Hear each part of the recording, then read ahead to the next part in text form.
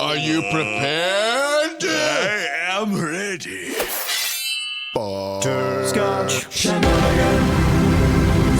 Hey everybody, welcome to episode 95 of Coffee with Butterscotch, the game dev comedy podcast, Butterscotch Shenanigans. I'm Seth and I'm the games programmer. I'm Adam and I'm the shepherd of robots. I'm Zim. And today is April Lavigne. 25th, Oh, fuck. 2017.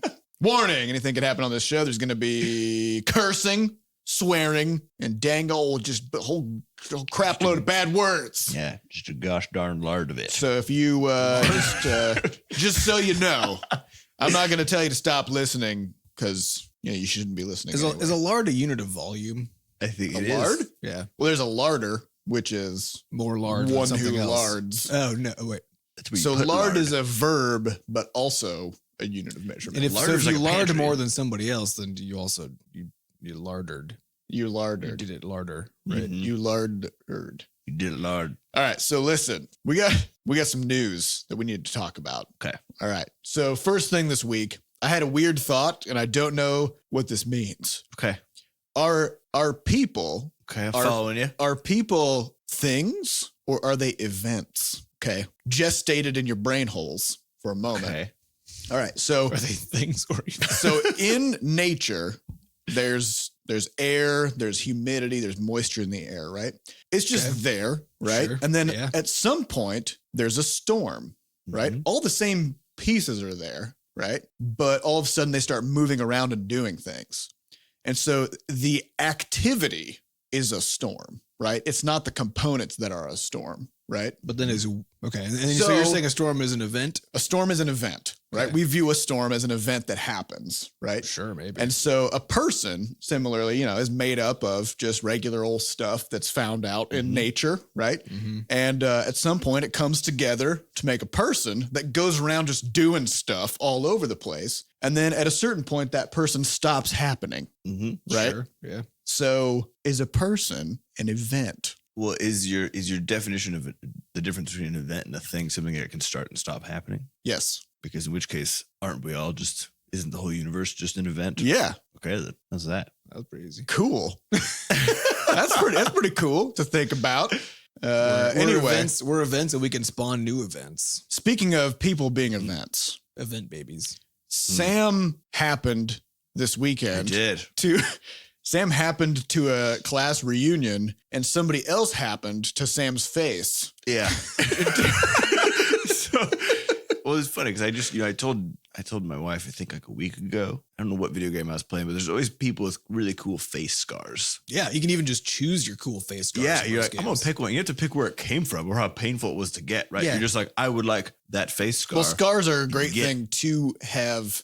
Cool face scars are a great thing to have gotten in the past, Right. but Yeah. not to get. Although it Correct. actually is pretty weird that just the sheer density of scars, like or frequency of people who have scars in video games, right? Like every character it's has like, a what's- scar. this- Especially on their face. On They their live in a face. very violent time. Yeah. People are getting hit in the face by But do you golf balls, baseballs, footballs, basketballs, just beach balls. You've been playing a lot of sporting events. So very, but do video you, games are very sporty. do you think it's the case that the general population had a face scar back in the day? Like I don't think everybody Well, no, you did? got to like look around. You everybody? got to look around the NPCs.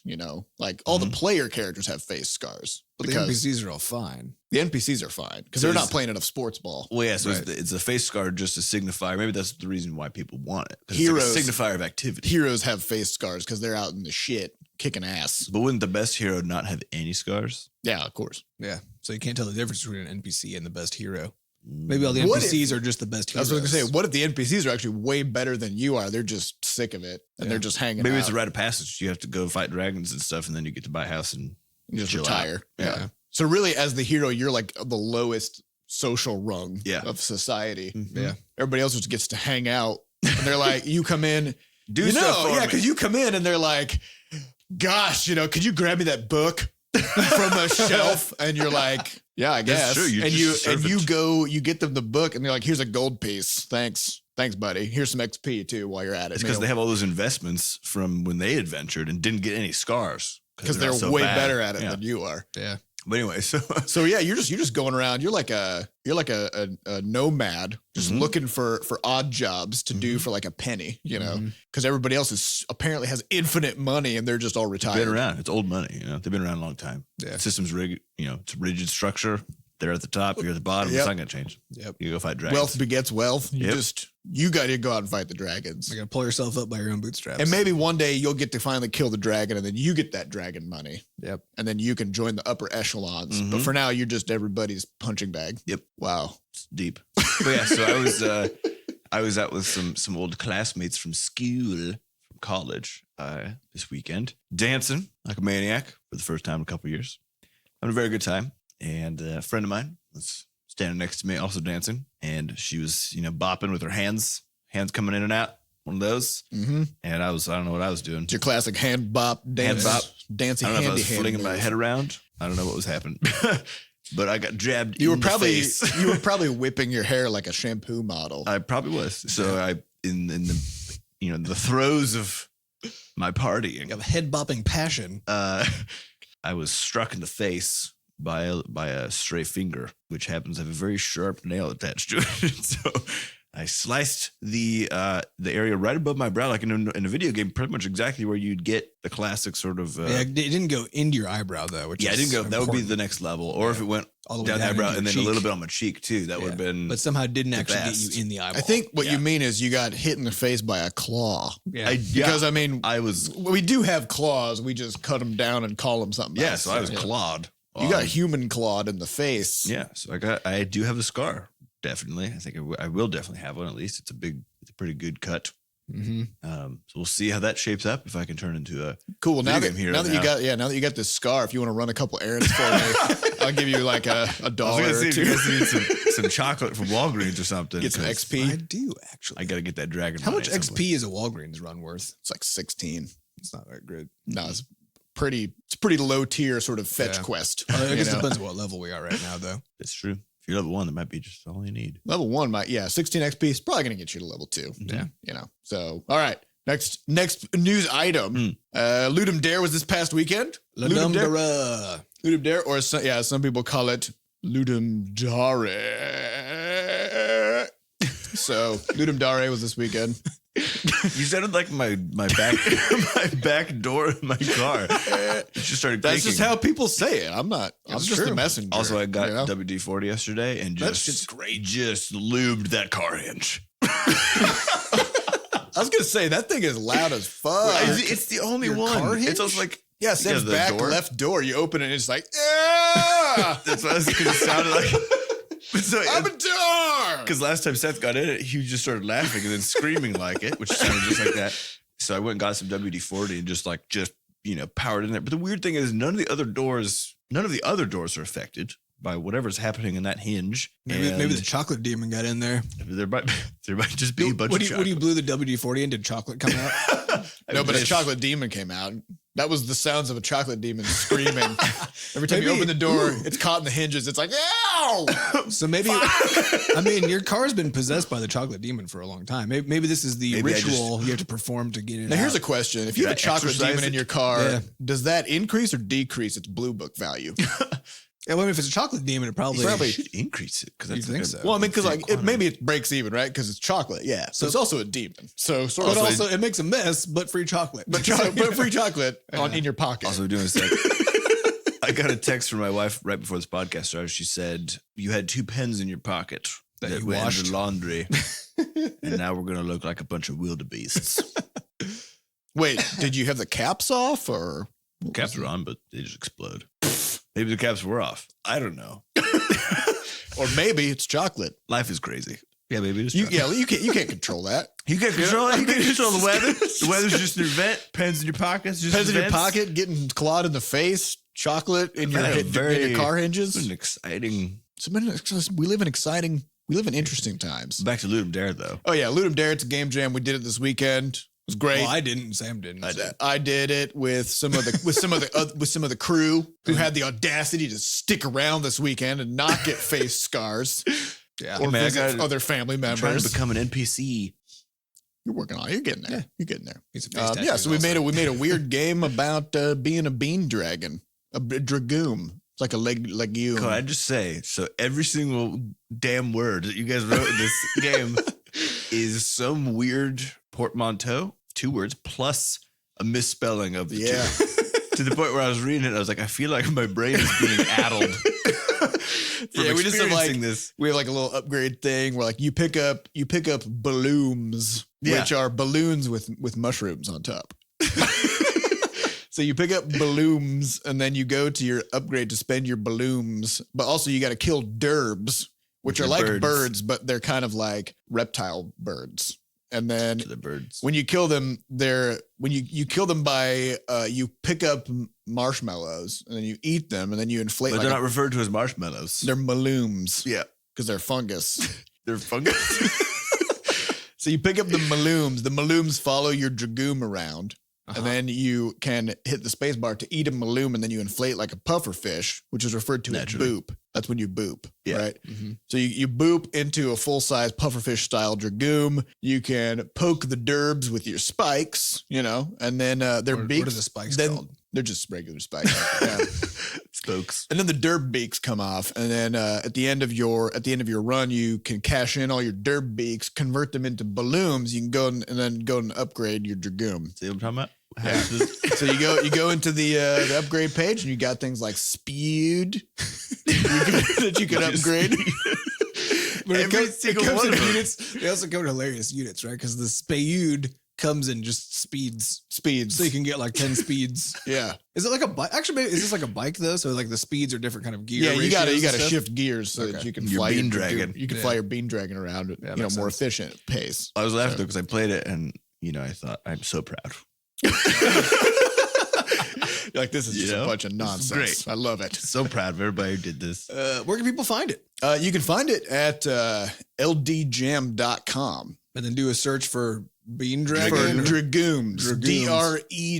Dregumes. It's like Right. legumes, but with dre at the beginning. It's also could be like the worst of the legumes because it's the legume dregs. Yeah. And so there is kind of a question whether this will go on our jam page on itch or not. I don't know, because it was a collaboration between some bee scotches and some non-bee scotches. So I'm not quite sure what the implications of that are. Never done this before. So we'll figure it out. And then the last bit of news before we get to questions is there's a newsletter coming down the pipes this weekend with some more concept sketches. Ooh, Yeah. is there? There is. I don't know. Have you written it? I haven't written it yet. We don't know. This is just a There's plan. over 18 quintillion possible newsletters that could go out this weekend. Yeah, Even we're we gonna don't use a know what's robot on to make all of them. Yeah. So We it'll should be, just have a. We're just going to random- procedurally generate newsletters.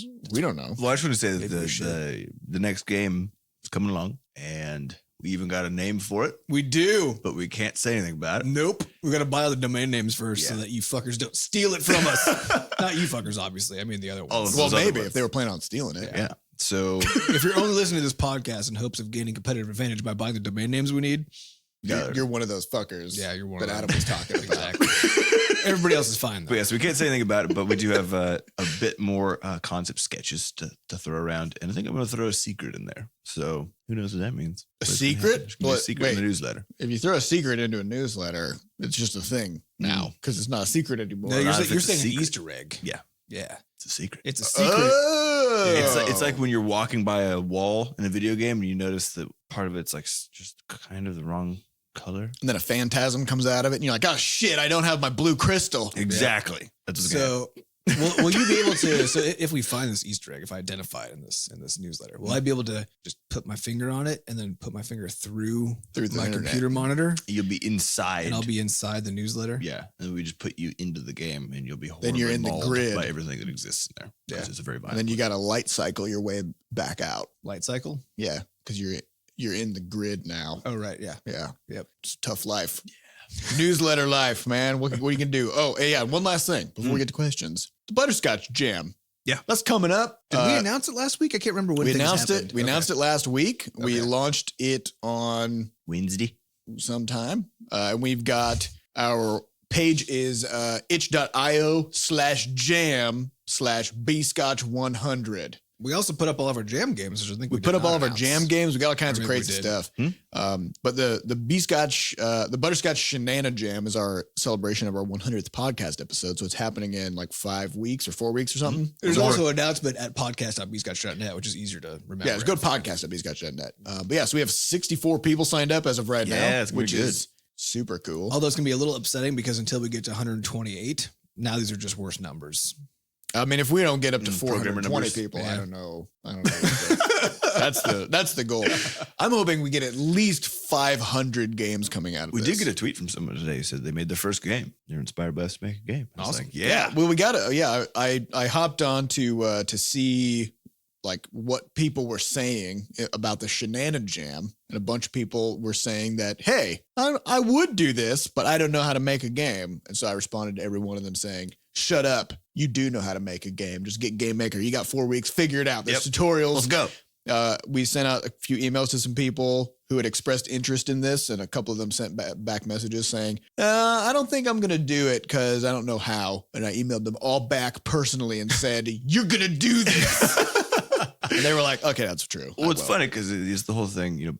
Babies don't know how to run. They don't sit there going, well, I guess I just I don't guess know. I'm just Guess gonna I'm lay just here gonna forever. lay And in fact, the moment they have enough leg strength to start trying to do it, they're doing it. Yeah. They're like, "Fuck, I don't Be care. a I don't baby. care how many tables I Babies run are into." determined. Yeah. Be a baby. Be like a baby of games. Actually, sure. Like babies love doing shit they don't know how to do. Yeah, babies are all about it. And then What when you you gotta be. and then all enough people make fun of you as you're growing up, trying to learn how to do things, that Yeah. you start to be like, oh, I guess I should just And not. people are like, quit being a baby. You're like, no. No, I'm gonna keep being keep a baby. Keep being a baby. Babies are awesome. all the time. All right, let's get on to some questions. Okay. These questions come from podcast.bscotch.net. They come from our Bscotch ID users, but you can also ask anonymously, if you want to. I don't know. I don't know why you would. And And of course, you want. It's a free Of course, podcast. if you get your question answered on here, you get a dope ass coffee mug avatar. We should put asses on those avatars. Gotta be Yeah, we good. should. Put a Ooh, butt no, on it should be a mug with an ass where the ass backside. is smoking some dope. Yeah, now that we've got it's dope ass. It's a dope ass.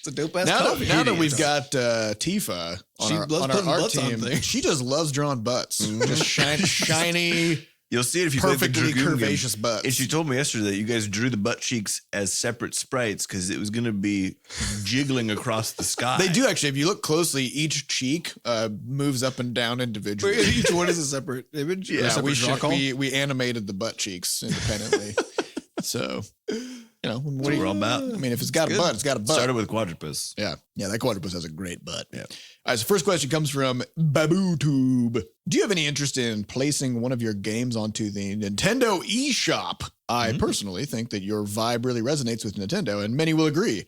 They have ported apps onto the eShop before, so you might have a pretty good shot. We are interested. Well, I'm not interested in being on the eShop because nobody uses it. That's true. Is that true? Yeah, I'm pretty sure that's true. yeah, I got Pokemon through it, so But people use it to buy Pokemon yeah, fair. yeah. and like Mario Kart, right? Yeah, I But mean, based on our very limited available data about the eShop, which may be inaccurate, but it is limited on purpose. by yeah, Nintendo.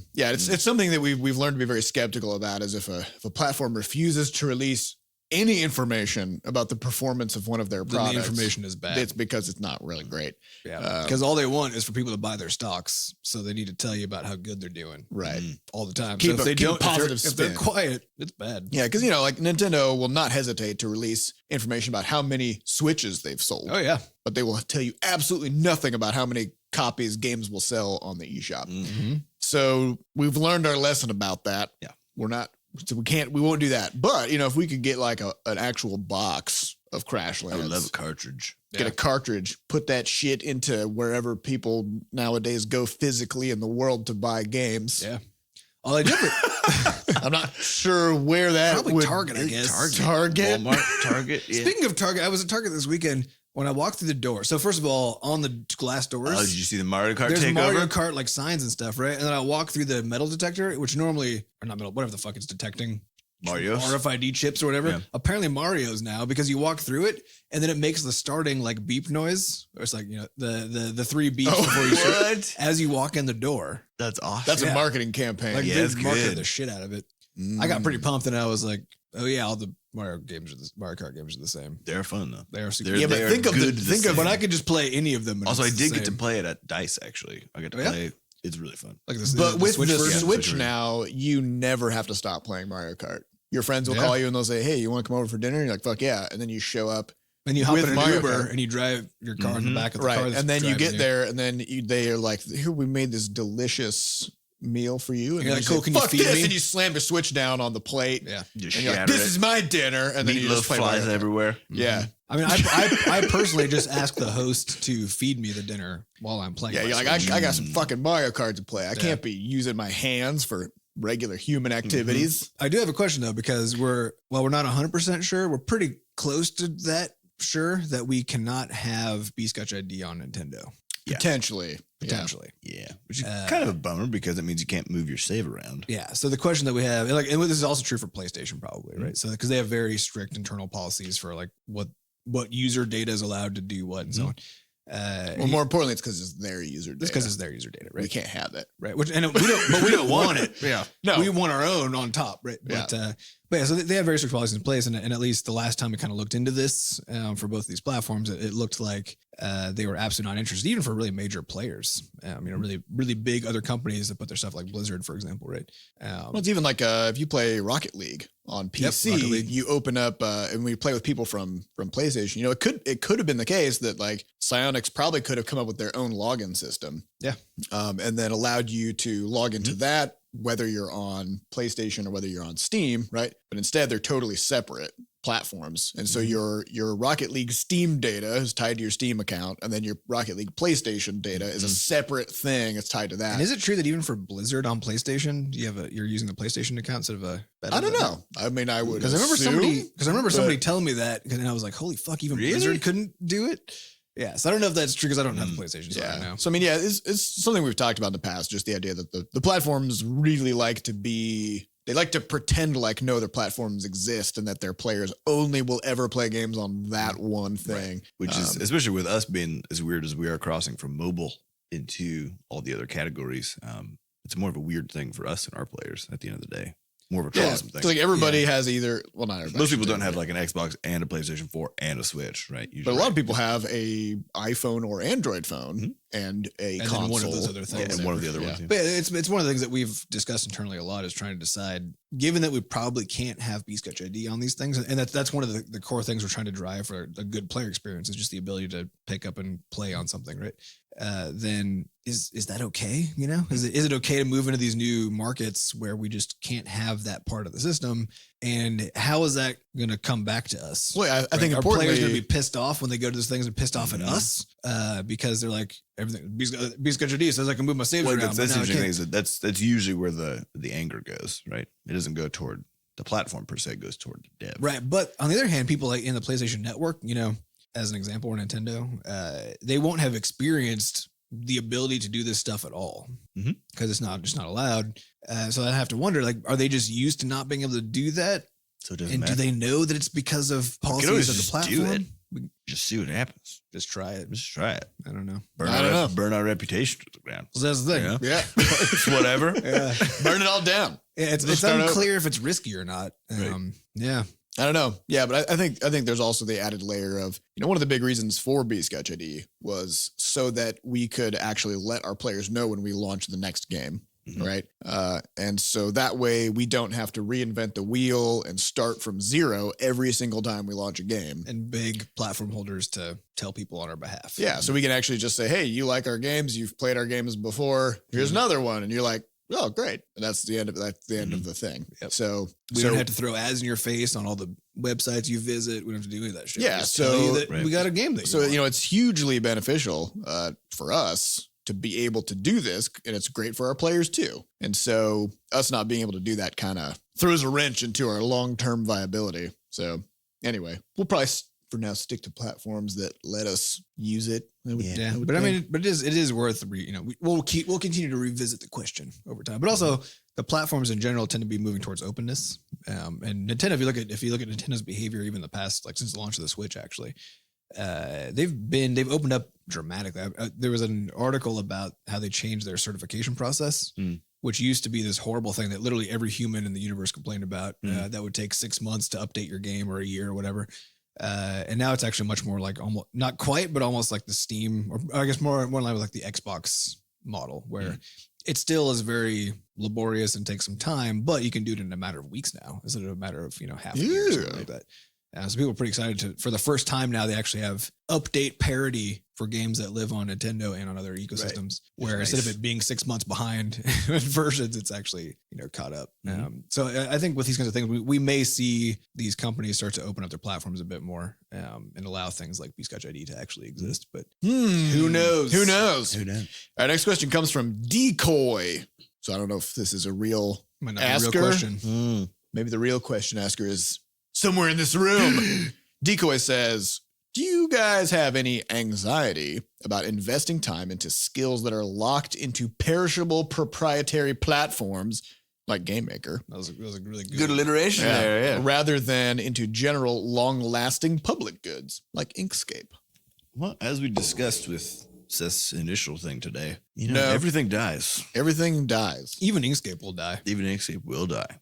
Yeah. So the question really is one of whether or not you're building skills that are transferable. Transferable. And that doesn't have to be direct. I think that's an important note, which is, so one We of the kind of talked about this last week too. Yeah, it's one of the beautiful things about actually building games inside of game makers. You don't have to worry so much about a lot of the lower level code problems that you normally would have to worry about if, for example, you're rolling your engine from scratch, and instead you can focus more so on systems design and actual game design elements and stuff. So the reality is simply that you're just building a slightly different set of skills than you would if you built it in a pure language of your own creation. But even languages die. Well, yeah, and I think importantly, building yep. your own engine, that engine is perishable. Oh yeah. Unless you constantly keep it up to date with the other third-party software that it runs on. If you're making an engine to run games in Android, well, a new Android SDK comes out like every 6 months. Right. See, I don't have any.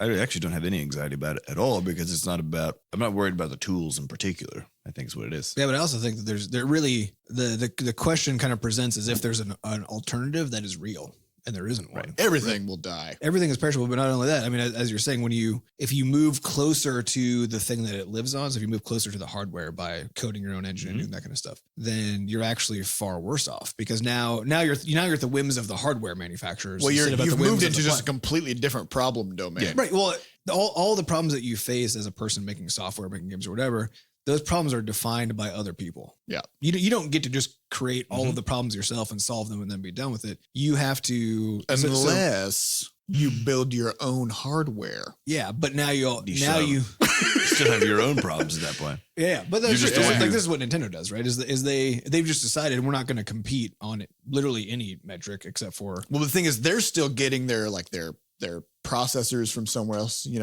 Like they're getting hardware from other.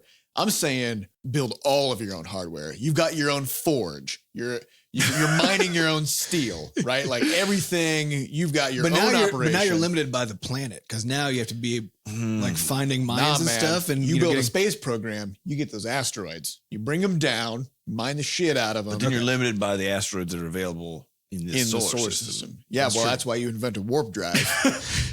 You get the rest of those fucking asteroids. So bring them back here. You make video. There is by necessity, if you want to build a lot of stuff or even go really fast, you have to use the tools that other people make. And the weird thing about software, of course, is that it's not like a hammer, right? Hammers they are just what they are. You can get many different kinds, and there's just a sort of staple hammer that you need to do your job. Whereas in software, it's like the hammer is just evolving over time constantly, and could actually be useless for whatever the project is that you're trying to build at some point down the line. So I think the interesting thing about it is that there's always going to be. I think that the reason why the term anxiety is used, because there is dependence there. Yeah, you have to depend on it. But the reality is, it's like how you have to depend on food, everybody for taking care of shit. And it's probably why everyone gets very upset at, for example, the looming government shutdown happening, because it's like, hey, it's like the weather. This is a thing that's completely outside of my control as a person. Yeah. And I have to just deal with the outcome. And it has been the case that if we've run into problems with GameMaker, we actually do have a problem with Inkscape, which is why we're actually using 0.48 instead of the current 0.96 version that's out. Because they downgraded it. Well, they quote unquote upgraded their Cairo PNG software thing. But it ends up making the pencil tool work a little weirder. and laggier, which makes it really hard to just draw stuff because it shows up like half a second behind where you're at. Yep. And the things, there's tons of functions in there that I want access to, but you also need a pencil. I mainly need to draw. So so that's where that's at. So the thing is like, and that to me is actually is worrisome in the long term, because if that's not fixed, like I don't want to be on 0.48 for. But it is 5 open years. source, so we could just build our own. Just branch it. Yeah. So add whatever features. yeah, I think need. it's an interesting question, but I think I don't know. You have to not be anxious about using other people's tools at some point. Yeah, I think people's tools will screw you over now and again, but it's probably a broader identity problem, right? Because like you don't consider yourself a game maker programmer per se. It's like if we had to switch to Unity, you would just go do that. Yeah, if I had to Or make a switch game to in Unreal. 3D, I'd go learn whatever I needed to learn. And If I need to go learn Blender, I just go learn Blender. Yeah. Whatever. Or Problem Maya, solved. 3ds Max. Yeah. I don't give a crap. yeah, Yeah, if you use think a good tool, but the goal for your tool should be that they should abstract you. They should bring you fully into the problem domain, right? So you shouldn't have to deal with all the other bullshit. So if you want to make games, find a tool that lets you make games. That should be the thing that you do, because as Sam was saying, that's where you learn the transferable skill that you need. Because that skill is now independent of the engine you're using, right? If you know how to make a good game, you can make a good game on any engine. Doesn't matter. Mhm. And you can use whatever one is going to allow you to abstract away all the hardware problems and all the storefront problems and all that kind of stuff. So the only problem you deal with It's the game. is the game. But I think also if you can make a bad game, you can make a bad game just no matter what. That's true. So it really just depends on. Yeah. I saw this great GIF the other day, which was someone with like one of those old shitty washable markers, like a big orange one from when you're growing up. Oh yeah. And they were doing calligraphy with Oh yeah, I it. saw that. Yeah. And the thing they were writing was like, it's not the tool. Yep. It's like the person or the expertise or whatever, which I thought was It's the hysterical. practice. The practice. Yep. And I was like, yeah, shut up with your fancy pens, your fancy Unreal Engine. Yeah, it really is. It's about your own expertise. And so you find the thing that lets you build expertise as fast as possible. Yeah.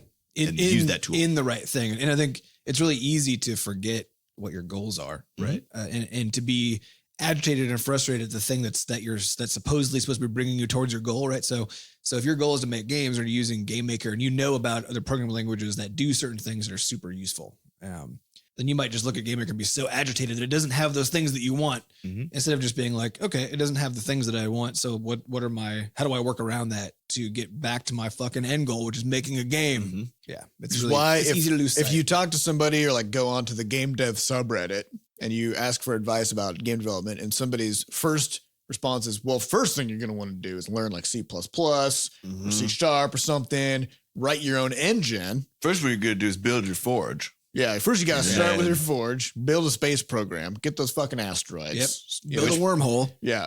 Get all the rest of the asteroids.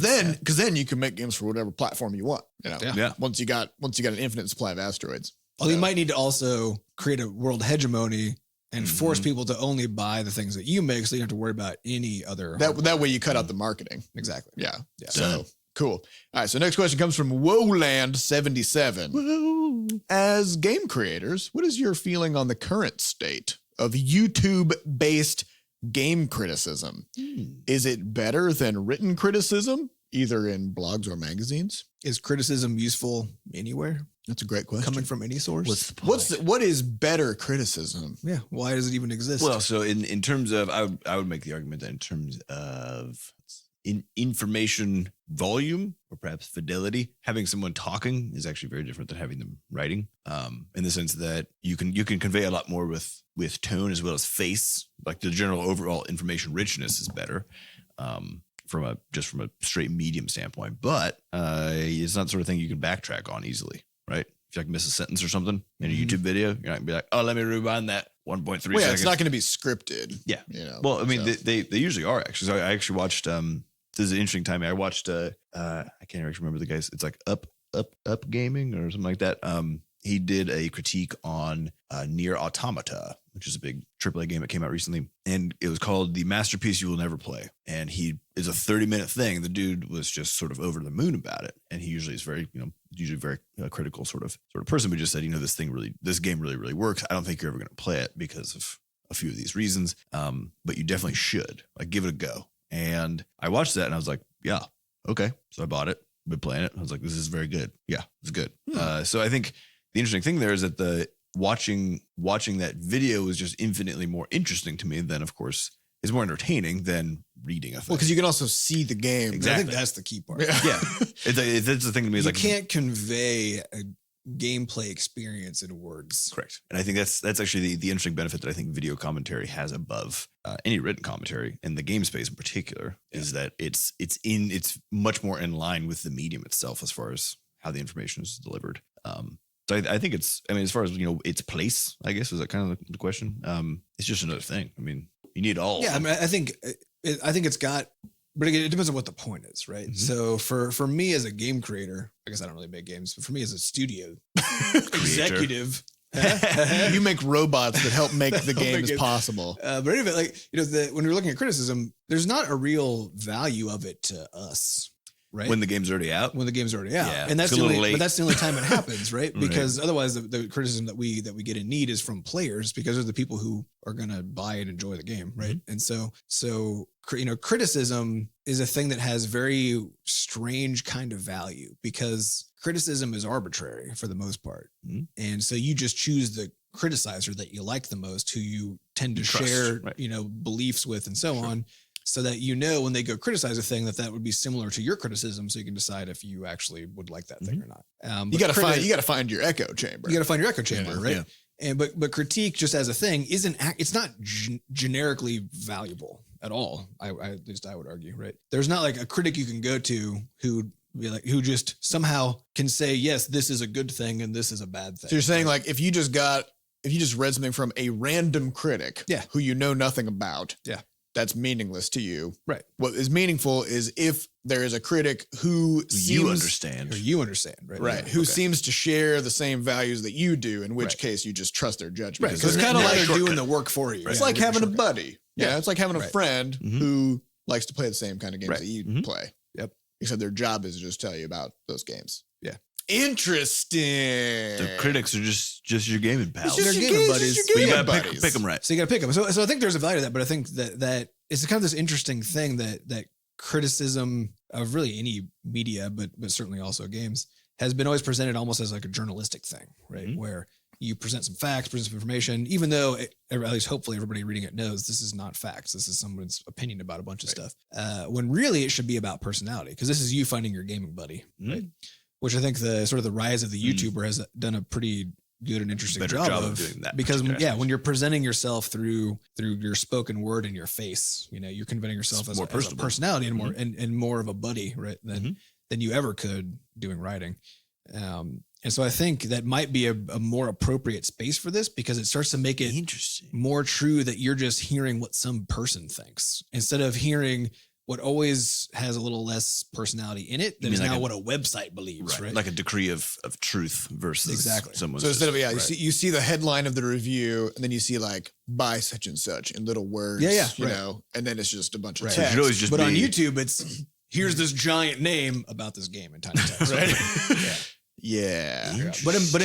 But neither of those actually serve the game creators at all, except on the off chance that the person doing it loves your game, right? Well, I mean, we primarily use player feedback for making changes and stuff. But the thing is, like, the interesting thing there is that it's not the case that critics aren't players, right? So so you can still they're essentially they're the same, but they're not there for us, right? They're there for their fan base, in the same way that a website that publishes criticism or whatever is there for its fan base, right? They're not there for us. So when it comes to us as game developers, like personally, I don't think we have an important relationship with critics, except that they arbitrarily get to decide sometimes how successful the thing that we made gets to be, right? But that's the relationship. The relationship is purely after we've made a thing. Now they decide, right, how to convey it to their fans. Yeah, and sometimes you'll see the thing where a critic will come in and they'll go, "So I'm not really a fan of this kind of game," and then they'll start talking right. Yeah. Like, well, I know this isn't going to be useful. So yeah, I mean, it just varies a lot. Yeah. So.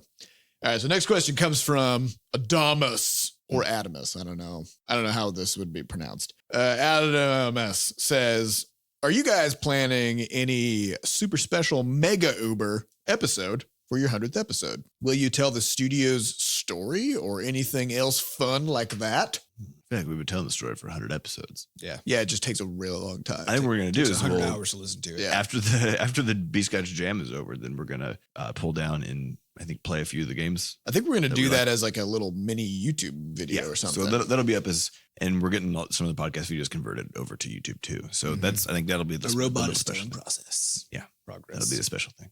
Okay. But there was a thing that we talked about got doing a 100-minute episode. There's that. Yeah. But there was a thing that we started to prepare to do a while ago, which was to take all the intros to our podcasts, Oh yeah, snip them together. and try to do something with that. And we have it for the first like 60 episodes, something like that. Mhm.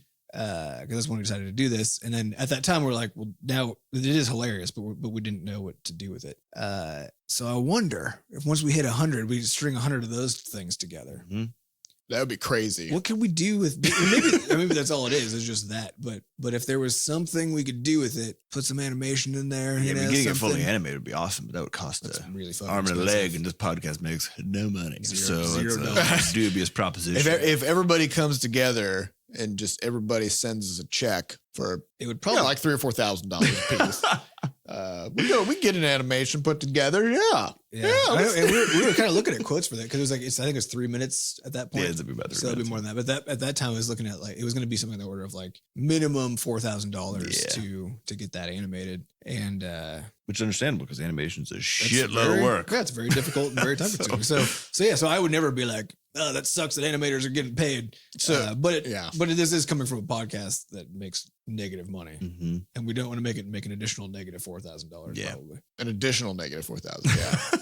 So we're not going to do Plus minus. So we're not going to do like a talent show on the 100th episode. We'll do a or- talent show, but it'll be all visual activities. So like you're going to juggle for a while. Juggle. So You're you're gonna gonna make funny faces. I'm going to Yeah. I'm going to I'm going to be dancing. I'm going to do 93 push-ups. Yeah. I can't do 100. So. Adam's gonna dance. This is all just gonna be happening at the same time. Yeah. Yeah. And you'll just, So you'll just hear all the grunting. You just hear like that goes you can along hear with it. juggling balls hitting the ground and sweat sweat coming out of pores.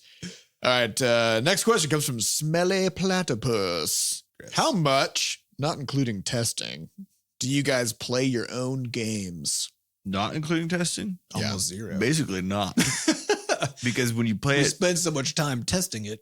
I think this is the one, and we talked about this a little bit, I think, in some of the episodes post Crashlands, but this is the one shitty thing about it. Because you make the game that you always wanted to play, and then you actually can't play it as if it were just the new You game. can made never for you. experience it for the first time. Yep. Because you've just constantly Mhm. experienced shittier versions of it for like Mhm. 2 years. Yeah. So And you Because I- also, because you, I have also you know played- what's coming. Mhm. You know I it exactly all. what's coming. I mean, I have played through the entirety of Crashlands, but that was all before the launch of the game. Yeah. And then after that, I've played parts of it, now and again, and tried out, like insane mode and whatever. But yeah, I can't just fully get, even though there's new stuff in there. The systems are better. All the Mhm. bugs, I mean, there's a lot of stuff about it that is far better than it was when I did play it during testing. But that whole first time experience is so valuable, and you just don't get to have it. Well, this kind of reminds me of one time a few years ago when we were first kind of, getting our, we were like baby devs, mhm. Mhm. first getting our chops. I was at an event and somebody came up to me and asked I don't know how to think about this question, and I still don't. And they said, "Are you guys real game developers, or are you those phony game developers who don't even play games?" What the fuck? And I was What like, an ass. so I No mean, offense if that I was mean, you. obviously the question was I a think little offense. bit loaded. Yeah. So I was like, well, obviously we're real game developers. Yeah, we play games, but the Is fact this the is, same kind of person who looks at somebody talking about games and the first question they ask is, "Are you even a real gamer?" are you even a real game? Maybe. I don't know. But It's got to be the same. the question here is, because I mean, I actually get maybe 1 to 2 hours of gaming a week in. Yeah. I got to play Nier Automata for an hour on Sunday, and that was incredible. Yeah, you check to watch it and you're like, oh shit, I got to go do some other things. Yeah. So what's that about? That's the notion that playing games is equivalent to making them is incorrect. And I think this is the example we've talked about before is the idea that drinking beer is equivalent to making it. That's an obvious one, I think. Also, it seems like people want you to be an imposter once you're like doing things professionally. They want you to. Wait, what do you mean? Or no, it's like this idea of selling out, right? Where as soon as you're doing a thing Right. professionally, you have now somehow sold out, and they kind of want that to be true now. Well, they want the They're looking for evidence, right? That Yeah. that you somehow are fake in what you're doing, that you somehow don't represent them or anymore, that your motives aren't pure. or that your motives aren't pure. Well, here's the thing. I abandoned 2 years of my life to play video games. Yeah. Like straight up. Yep. We're talking like 18 hours a day, losing weight from not eating enough, doing shitty in school, all of the bullshit that comes along with that kind of sort of destructive behavior. I did that thing. Right. I'm okay with not doing that now. Right. I've put in my time. I earned my keep. I did it. I got my hours in. So nowadays, if I get in like 4 hours a week, I'm looking at that and I'm like, that's I played a lot of video games. This week. Yeah. So, because nowadays, like I want to read, I want to learn things, I want to do some other things, and which isn't to say that gaming is bad. It's just that I personally way overdid it.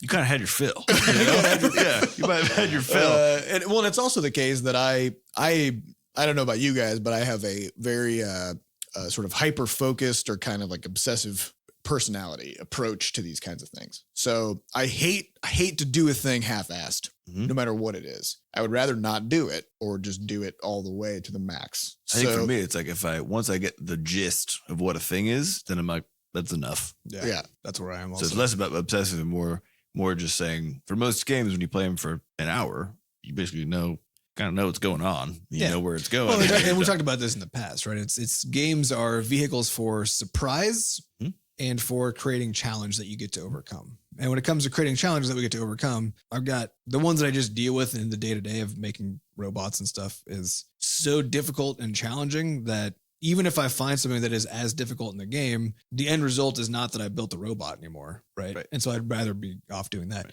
So if a game delivers surprises consistently and interestingly enough, then I can stay engaged with it. Because that's the thing that I get out of a game. Right. And we've talked about this with like Gang Beasts and some of these other more physicsy ones or Kerbal Space Program. There's shit that can happen in those games because they're system oriented. Right. That they give you infrastructure. Yeah, that is just genuinely surprising. And I know that the upcoming Prey is coming out. And which is interesting because it's a first person shooter, but they're labeling it as a first person action adventure because it has all these. It's a systems. It's built by the same guys who did Dishonored and that sort of thing. So it's all about systems where you can just do all these weird things, like turn into a cup, for example. Well, I mean, yeah. Oh, That's this that one. one. Yeah. You turn into a cup. Obviously, you've got your transmogrify into a cup skill. Yeah, and then you can like roll around as a cup, which is like the weirdest thing. But again, but I would do that exactly. That's one of the games that now I would buy. I think because it's going to be permanently interesting. That's hilarious though because there's nothing about like a first person shooter like how actiony and like there's nothing about that would sell a game to me anymore because seeing it. Right? Yeah, but if I could turn into a cup, if all I saw was an ad where they're just like, yeah, you can just turn into a cup in this game. Like it's interesting because I tried getting into Overwatch because I've been looking for some sort of slightly more competitive thing to get into, and I'm not particularly interested. Let me say, I can't figure out what's going on. Speaking of fun systems, this is something that I'm currently working on in our current game. Yeah, let's talk about that. Let it out. Cat out of the bag. So I mean, this is pretty vague. #vague hype. Put that on your Insta Twits or whatever the fuck you put hashtags on. This is your tweegrams. Your tweegrams. So we have a buff debuff system in Crashlands. So for those of you who are unfamiliar with the gaming terminology of buffs and debuffs, it's basically a temporary effect that can be applied to a character. And like buffs are good. Buffs are good. Debuffs are bad. It's really just pluses and minuses. So if you're like, I'm on fire, that's a debuff. And if you're like, I'm super strong for a little while, that's a buff. Or if you're like, I'm burning, but it doesn't hurt me and causes other things to burn instead. That would be a buff. Yeah. And so if you think about something like a star in Mario, that's sort of like the simplest buff system possible, where it's not a system so much as it's just one hard-coded effect where like you get the star. Now you're invincible. They probably like flip a switch and turn on a timer on your character. Okay, you're invincible now, right? So if you can come up with a more generic buff debuff system that allows you to apply all kinds of effects to all kinds of things, then you can open this weird can of worms of all kinds of just crazy bullshit that you can make happen in your game. Like being a cup could be a buff. Exactly. Yeah. And so I'm working on a system for our next game where the buff system is actually a completely generic, almost like an API where it can apply buffs and debuffs to literally anything. Like we could, and buffs and debuffs can be literally anything. Buffs and debuffs can be anything. And then, so this even means like, hey, there's that button on your interface. Boom, it's a cup now. Right? Like, it got debuffed. So we could turn your phone into a cup. yeah, we could turn your face into a cup. Yeah. And so this is kind of fun because we like Sam and I were talking through like, what are some scenarios that would be kind of fun to have happen, you know? And it's like, you know, for example, let's say you like cast a spell that sets an enemy on fire and they go running through this sort of thicket of shrubs or whatever. And if that fire buff you have has a property of it where it will spread to nearby objects and set them on fire. And then what you'll have happen is this thing will run through this like forest, and then like the trees around it will catch on fire as it's running through the forest, and then that will spread to the other trees, and that will spread to other enemies, and all of a sudden you've like burned down the whole level on accident, which is hilarious. Yeah. Yeah. So, or you know, if you can turn things into a cup, like you could turn a cactus into a cup, or a tree, or a rock, or an enemy, or if a you're boss. on cup fire where you're just spewing cups everywhere. Right.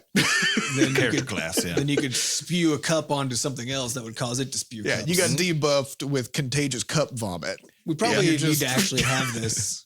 Well, we've talked about this a bit with As a buff. our goal for future designs is to have things be more system oriented, because I think that's what we're all feeling in terms of the games we want to play now and that we actually get stuck with now are the ones that have a few of these more they're slightly more open systems such that these weird things can happen that you can't predict. And Yeah, I so, think it's so kinda instead where of we're going. deciding in advance, here are the 15 things that can happen in the game. Mm-hmm. Just say, here are the rules for this system. Whatever happens, happens. Right.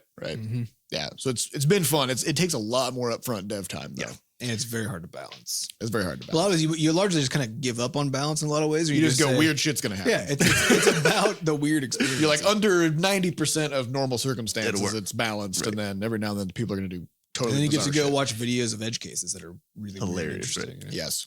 All right. So next question comes from Racing for the Finish. How do you know when it's time to jump ship on a job that pays monetarily and pursue a job that pays less monetarily, but more personally? The moment you can afford it, Then, all right. Cool. pretty much. What does it mean to afford it? Well, It I mean, depends. you get to choose how to put your money where your mouth. Much is, like right? Fight Club, you choose your own level of involvement. Yes.